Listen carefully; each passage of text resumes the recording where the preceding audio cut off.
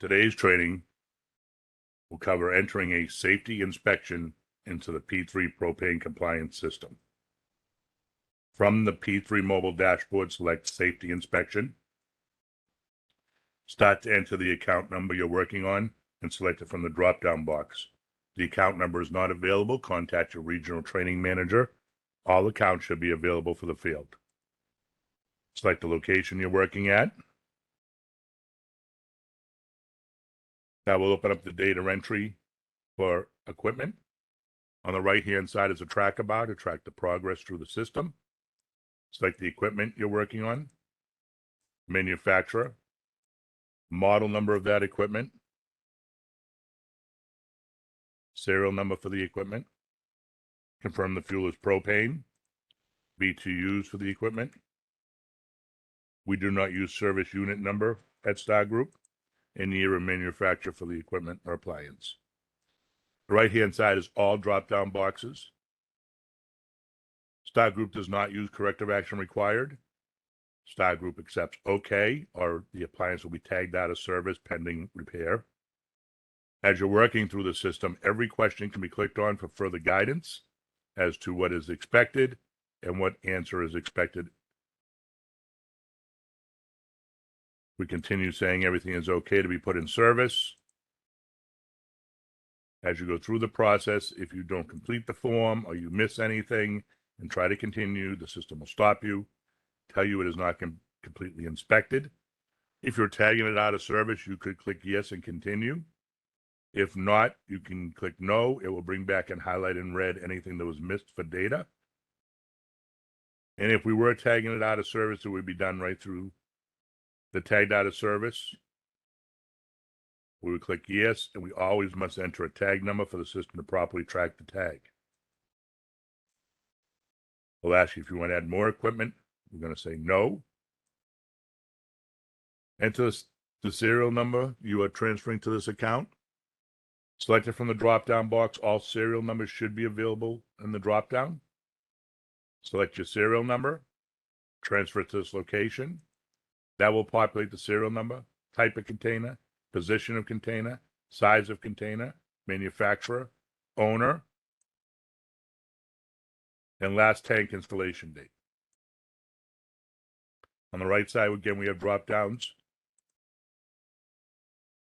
As we inspect the container, we'll come to relief valve manufacturer date, which we realize are very lately stamped on some relief valves. We do accept not visible for that. Year of manufacturer is 8/20. And if we continue, we have misentered data. Again, I'll click no, and it'll highlight what was missed. I'll make that correction and then continue.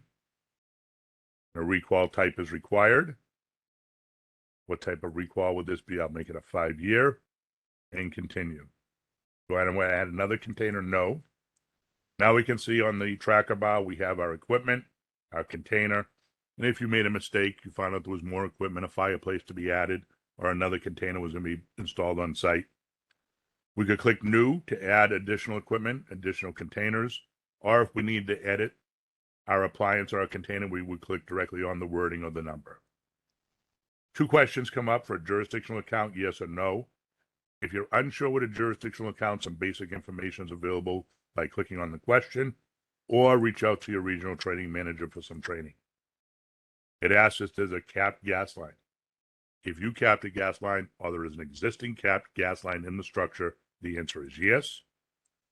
Once we continue, we'll bring up piping.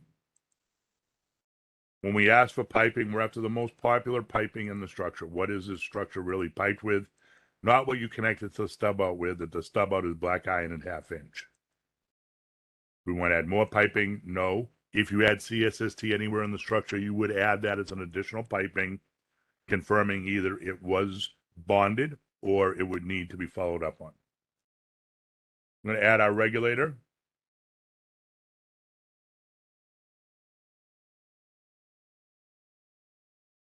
Date code. It says it's a brand new regulator. And 3 drop-down boxes saying this is okay. The vent position is okay, pointed down, and it is protected okay. We want to enter another regulator, no, and that will bring up our system operating test, which include leak check, pressure test, and system operating test. For this example, we're going to say it's an integral regulator at water column. And up top here, we have entire system. We do not use entire system leak check. Each stage of every system must be documented as a leak check. There'll be a separate training on documenting multiple stage regulator leak checks. Our flow pressure should be set at 11. That is the standard. That is trained through CTEP. That is the expectation. And if we continue at this point, P3 has put an educator process inside of the programming, meaning that the data you have entered is not compliant for whatever reason, telling me I'm not compliant for a pressure change, an incorrect test pressure, and the hold time. Clicking on any of this blue text will bring up a definition of what's expected and give you the NFPA code to look up so you can better understand the code. If I click I do not want to continue, it will highlight in red everything that's changed. Your pressure drop may have been fat finger syndrome. It may have been cold out. And Star Group holds all leak checks for 4 minutes. 3 minutes is NFPA code. Star Group holds for 4 minutes. Most of our employees using a phone do not have a second hand. So when it says 10 o'clock, we're not sure if it's 10 o'clock in 10 seconds or 10 o'clock in 49 seconds. So to ensure that we're gathering a 3-minute leak check as required by code, we hold for 4 minutes and document that. Once we continue and all the data is valid, it will let us through. Do we want to enter another test? No. We can say our tracker bar has a lot of data in it now. You must ask the customer for their email. We want to email every customer a copy of their inspection while we're on site. Select who is signing the document. Select which brochure or booklet you left them. Most people are leaving the brochure and not the booklet, so be sure you select which one properly. We performed a sniff test. Every time we touch propane, we must say we smelt deodorant. Any comments you have to add to the inspection, if necessary? Once we continue, we'll get to preview the document, ensuring all the data is correct and complete.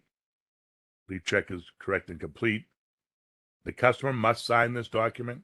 We do not accept waive signature, the same as we do not accept leak checks on entire system.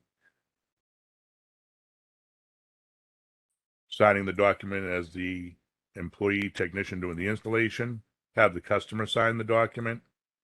Once we click save, that will upload to the P3 compliance system and be immediately visible on the dashboard. If you ever need guidance, you can call your training manager or your manager. They can go in and look at the document and give you guidance. Thank you for attending this training, and more will follow.